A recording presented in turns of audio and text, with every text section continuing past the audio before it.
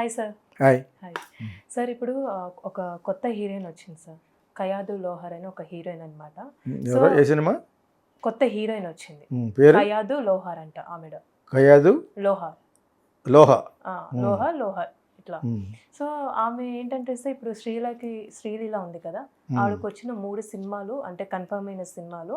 So ఆవిడ రావడం వల్ల ఆవిడ పోయిన ఒక మాట అనేది ఉంది సార్. సో అంటే ఇప్పుడు శ్రీలీల పని అయిపోయినట్లేనా? శ్రీలీల పని అయిపోయినట్లేనా? అయిపోయినట్టేనా? భలే అడిగాలే. అంటే ఆవిడకి కన్ఫర్మ్ అయిన 3 సినిమాలు ఈవిడ రావడం వల్ల ఈవిడకి వెళ్ళిపోయింది. సో అలా టాక్ లాస్ట్ 3 words ఏంటో అమ్మాయి పేరు, కొత్త అమ్మాయి పేరు?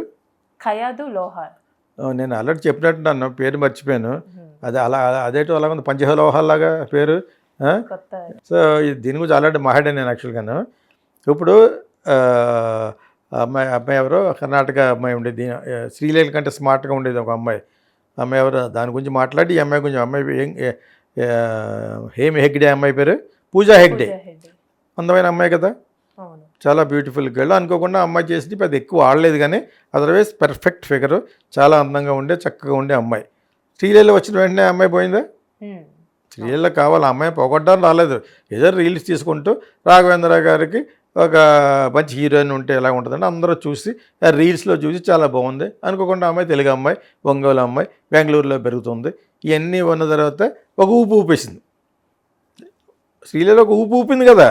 ఇంక్లూడింగ్ పుష్పలో ఒక సాంగ్, సమంత చేయగలేదు నేనెందుకు చేయకూడదంటే, సమంతకి ఒక విధమైన పబ్లిసిటీ వచ్చిన తర్వాత, హోమ్లీ గర్ల్ వచ్చిన తర్వాత, వాళ్ళ సినిమాలోనే రంగస్థలంలో యాక్ట్ చేసిన అమ్మాయి చేత ఊ అంటావా అని చేయటం వల్ల వాళ్ళకి బెనిఫిట్స్ ఉన్నాయి కాబట్టి చేసింది.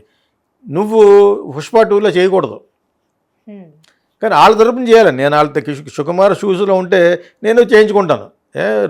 మంచి మూమెంట్లో ఉన్న అమ్మాయి ఒక ఐటమ్స్ ₹1,00,00,000 ఇచ్చిన చేయించుకుంటాం, ఎందుకంటే మన పాయింట్ ఆఫ్ వ్యూలో అది కరెక్ట్. ఆ అమ్మాయి పాయింట్ ఆఫ్ వ్యూలో కరెక్ట్ కాదని నేను చెప్పాను. పైకి వచ్చి అమ్మాయి యాక్చువల్గాను ఈ అమ్మాయి రాగానే పూజా హెగ్డేనే 3 సినిమాలు కట్ చేశారు. ఇటువంటి 3 సినిమాల్లోనే అమ్మాయి, ఇంక్లూడింగ్ తమిళ సినిమాలో కూడా. ఇక్కడ మార్కెట్ ఎవరికి ఉంటే వాళ్ళకి పెడతారు. పూజా హెగ్డే విషయంలో అడ్వాన్స్ కూడా వదిలేసుకున్నారు కంపెనీ ఇచ్చేసి. నువ్వు ఇష్టం వచ్చినప్పుడు వదిలేస్తే అడ్వాన్స్ ఎవరు? అడ్వాన్స్లో రాసుకుంటారు యాక్చువల్గా. నువ్వు సినిమా తీయాలి, నీ వల్ల ఆ డేట్లు ఇంకోటి ఇవ్వడం మానేసినా నా చేత ఒక 30-40 లక్షలు ఇచ్చారు, ఎవరు తిరిగి ఇవ్వాలని రూల్ కూడా లేదు. అగ్రిమెంట్ వాళ్ళు రాసుకోవాలి. ఆ విధంగా కూడా అమ్మాయి సినిమాలు పోయినాయి. ఇప్పుడు ఈ అమ్మాయి సినిమాలు ఎందుకు పెడతారు, రీప్లేస్ చేస్తారు? అందులో ఆ ఇష్క్ అది చేస్తుంది కదా ఆ సాంగ్ పుష్ప 2లో. దాని గురించి ఈ అమ్మాయిని సెకండ్ థాట్లో ఉండాలనుకుంటా. ఇప్పుడు ఇంకొక అందమైన అమ్మాయి వచ్చింది. ఓకే, ఈ అమ్మాయి కంటే సగం రెమ్యునరేషన్ చేస్తానుగా అమ్మాయికి ఇస్తారు. ఇది జరిగేది ఇండస్ట్రీలో. ఇప్పుడు నీతులు నియమాలు లేవు. ఈ అమ్మాయికి ఆ విధంగా సినిమాలు పోతాయి. ఇప్పుడు మళ్ళీ ఒక హీరోయిన్ ఓరియంటెడ్గా ఒక మంచి కథ ఉన్న సినిమాల్లో నయనతారలాగా రావాలంటే, నయనతార పొజిషన్కి ఎవరు వెళ్ళలేరు. అలా రావాలంటే తను 2 బ్యాలెన్స్ చేస్తూ వచ్చింది. ఇటు హీరోయిన్ ఓరియంటెడ్, ఇటు రజనీకాంత్, ఇటు హీరోయిన్ ఓరియంటెడ్ అజిత్, ఆ టైప్లో చేసుకుంటూ వచ్చింది అమ్మాయి. ఆ అమ్మాయికి ఒక్కదానికే ఆ లెక్క వచ్చింది. సో ఆ విధంగా ఆ అమ్మాయిని చూసి నేర్చుకోవాలి. ఆ అమ్మాయి ఎక్కడ ఐటమ్ సాంగ్ ఎలా ఇంత బరిదగించి చేయలేదు. ఇక ఎందుకు చేస్తారంటే, సినిమా అంతా చేస్తే 1.5 crore ఇస్తారు, 2 కోట్లు ఇస్తున్నారు, ఏం చేయకుండా ఒక సాంగ్ చేస్తేనే ₹1,00,00,000 ఇస్తారంటే ఒప్పేసుకుంటారు. సాంగ్ ఎంత చేస్తారు? 4 days చేస్తారు, 5 days చేస్తారు, మ్యాక్సిమం 7 రోజులు చేస్తారు. ఆ 7 రోజులకి ₹1,00,00,000 2 కోట్లు ఇచ్చారంటే బాగుంటుంది, డబ్బు ఒకటి ఉంటుంది. తర్వాత ఏమో మంచి పాపులర్ ఇమేజ్ ఉంది ఆ ఫిలిం మీద యాక్చువల్గాను అని చెప్పేసి ఆ విధంగా ఒప్పుకుంటారు. యాక్చువల్ అవి ఒప్పుకోవడంతో ఒక పక్క నుంచి పేరు వస్తూ ఉంటుంది కొంటిగా, ఒక పక్కన హీరోయిన్గా బ్యాలెన్స్ పడిపోతూ ఉంటుంది. ఇప్పుడు ఆ సినిమా చేశారు, నేను నా సినిమా లాంటిది విన్నా, కోకిల, శోభన చేశారు. అలా శోభన, రమ్యకృష్ణ, ఆ టైపు హీరోయిన్ బేస్డ్గా తీయలేకుంటే నేను శ్రీలీలను పెట్టుకుంటా ఆలోచిస్తాను. మొన్న బరి తెగించి బన్నీగాడి మీద ఎక్కేసింది అనుకుంటాం కదా, అందుకని భయపడతాం. కానీ ఇలాగా బ్యాడ్ ఇమేజ్లో ఉన్నా కూడా తీసిన వ్యక్తి మా గురువుగారు శంకరాభరణం పంజు భార్గవి. ఆ అమ్మాయి ఒక చెత్త క్యారెక్టర్ చేసేది అంతకుముందు. సోగ్గాడి సినిమాలోనే ఒకే ఒక సీన్ ఉంటుంది, అది టౌన్కి వస్తాడు శోభన్ బాబు, ఒక ప్రాస్టిట్యూట్ని పిలుస్తారు లోపలికి, ఆ అమ్మాయి క్యారెక్టర్ వేసి రా తొందరరా అంటుందన్నమాట. అటువంటి అమ్మాయిని శంకరాభరణంలో పవిత్రమైన క్యారెక్టర్ పెట్టి ప్రపంచవ్యాప్తంగా హిట్ చేశాడు ఆయన. ప్లస్ నేను మొన్న అన్నాను కదా, అమ్మాయి పేరు ఇది తండేళ్ళలో హీరోయిన్ అమ్మాయి పేరు సాయిపల్లి. ఆ అమ్మాయి మగోళ్ళలా ఉంటుంది వాయిస్ అన్నాను. నాకు అలాగ అనిపించింది అన్నాను. అదర్వైజ్ గుడ్ యాక్ట్రెస్, మాట ఏంటి మగోళ్ళలా ఉంది. ప్లస్ శ్రీకాకుళం భాషలో ఆ మగోడు భాష కర్ణ కఠోరంగా వినలేకపోయినా చెప్పాను. ఓకే, ఇదే విషయం శోభన అమ్మాయి ఎవరో మంజు బారికి కూడా వర్తిస్తుంది. ఆ అమ్మాయిది కూడా మగోళ్ళలా ఉంటుంది. అప్పుడు ఆ అమ్మాయి చెప్పింది, నిన్న మొన్న అమ్మాయి నేను చెప్పిన పాయింట్ చెప్పింది. ఆ అమ్మాయిని చూడగానే ఎందుకు పనికి వస్తుంది అని అనుకున్న టైంలో విశ్వనాథ్ గారు ఈ అమ్మాయి ప్లస్ డ్యాన్సర్ అమ్మాయి, ఇవన్నీ అవశేషాలు ఉన్నా కూడా she was a very good classical Bharatanatyam and Kuchipudi dancer అనుకుంటాను. ఆయనకి ఆ క్యారెక్టర్ కావాలి, బాగుంది, వలప్షియస్ పర్సనాలిటీ, మంచి హైట్, తీసాడు. 12 లక్షలు తీశారు సినిమాని. ఏంటి శంకరాభరణం ప్రపంచవ్యాప్తం గుద్దేసిందా? ఈ రోజుకైనా మాట్లాడుకోవాలంటే విశ్వనాథ్ గారు శంకరాభరణం గురించి కదా మాట్లాడుకుంటాం. సో ఇది వైస్ వెర్సా జరుగుతూ ఉంటుంది. అటువంటి క్యారెక్టర్లు అలాగే ఇటువంటి క్యారెక్టర్ ఎందుకు చేయకూడదంటే మీరు అన్నట్టు శ్రీలీలకి మంచి క్యారెక్టర్ ఎందుకు ఇవ్వకూడదంటే అప్పుడు వేరు ఇప్పుడు వేరు. అప్పటికి ఇప్పటికి అంత తేడా ఉంది. 46 సంవత్సరాలు అయింది కదా, 40 years బ్యాక్ అది. ఇప్పుడు ఇది ఇప్పుడు జనాలు అన్నీ అందరికీ తెలుసు. ఎవరెవరే ఇంట్లోకి వెళ్తున్నారు తెలుసు, ఎవరు తెవతాడికి వెళ్తుంది. నన్ను కాకమోన్న శ్రీలీల బాంబేలో వెళ్ళి ఆడు ఎవడో తిరుగుతున్నట్ట, అది కూడా ఇస్తారు. అంచేత ఆ అమ్మాయి ఇష్టం, అది ఎవరితో వెళ్తాం మనకెందుకు. నేను మరొకటి తమ్మన్నాడు ఎవరితో తిరిగింది, వదిలేశారు. అది అన్నీ మనకే కావాలి ఇక్కడ మన సోషల్ మీడియాలో. సో ఆ విధంగా ఈ అమ్మాయి తీసేయడమే ఉంది. ఇప్పుడు ప్రస్తుతం ఇంకొక అమ్మాయి, అందమైన అమ్మాయి వచ్చింది. ఈ అమ్మాయికి అయితే ఒక 4 కోట్లు ఇవ్వాలి, ఈ అమ్మాయికి అయితే ఒక 50 లక్షలు ఇచ్చి చాలా అనుకున్న వాళ్ళు కొంతమంది ఉంటారు. మెయిన్ హీరో, పెద్ద హీరో ఉన్నప్పుడు హీరోయిన్ డజంట్ మ్యాటర్, బాగుంటే చాలు. శరీర సౌష్ఠం ఉండి వలప్షస్గా ఉండి ఆ అమ్మాయికి ప్రాపర్టీస్ అన్నీ బాగుంటే చాలు. ఆ అమ్మాయి 2-3 సినిమాలు చేస్తే అక్కడ టాప్ మోడల్లో ఏదో అయ్యి ఉంటే ఇంకా బాగుంటుంది. లేకపోతే ఆది పురుషులు యాక్ట్ చేసిన అమ్మాయి ఎలా ఉంటుంది, ఫ్లాట్గా ఉంటుంది. అయినా కూడా ఆ అమ్మాయికి మంచి పేరు యాజ్ ఎ మోడల్గా.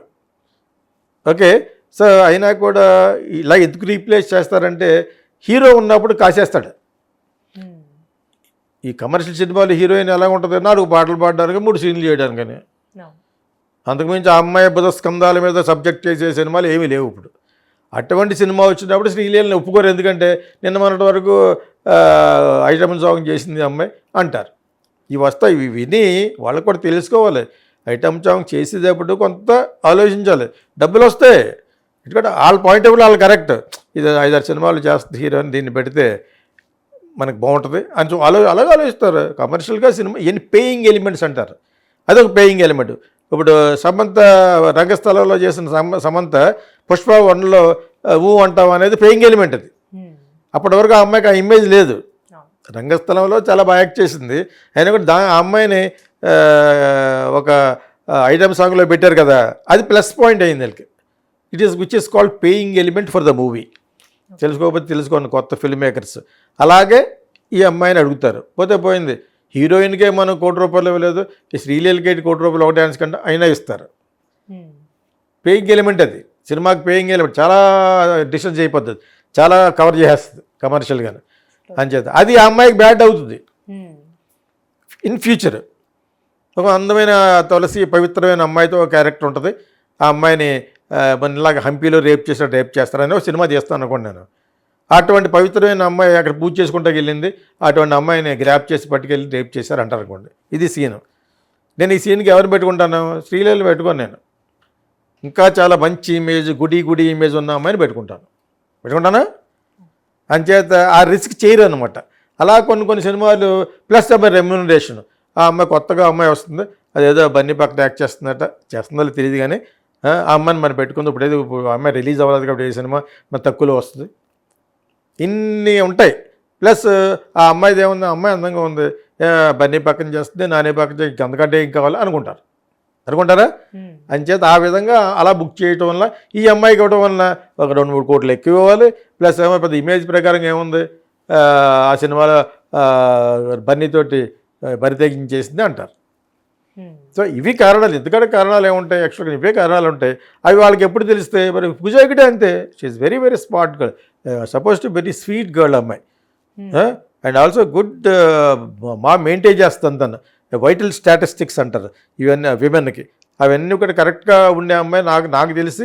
Still she has got a very youngish and girlish ఈ లుక్ అమ్మాయికి ఉంది పూజ హెగ్డేకి. కాకపోతే ఆ అమ్మాయి ఎక్కడ కాలు పెడితే అక్కడ కొన్ని సినిమాలు పోనీ మరి సరిగ్గా అదే టైంలో అయినా బుక్ చేశారు ఆ అమ్మాయిని. శ్రీలీల అనే అమ్మాయిని రాఘవేంద్రరావు గారి ద్వారా ఒక అందమైన అబ్బాయి పక్కన పెట్టారు, శ్రీకాంత్ కొడుకు పక్కన. ఇద్దరు బాగున్నారు సినిమాలో. ఆ సినిమా పెళ్లి సందడి బాగా ఉండటంతో అమ్మాయికి ప్లస్ ఏమో వండర్ఫుల్ డాన్సర్.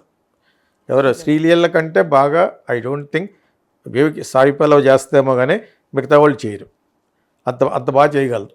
మిగతా వాళ్ళందరూ కూడా డ్యాన్స్ యాక్ట్ చేస్తే అక్కడ వరకు మూమెంట్లు చేస్తారు, కానీ రెచ్చిపోయే డ్యాన్సర్ ఎవరంటే శ్రీలీల, సాయి పల్లవి.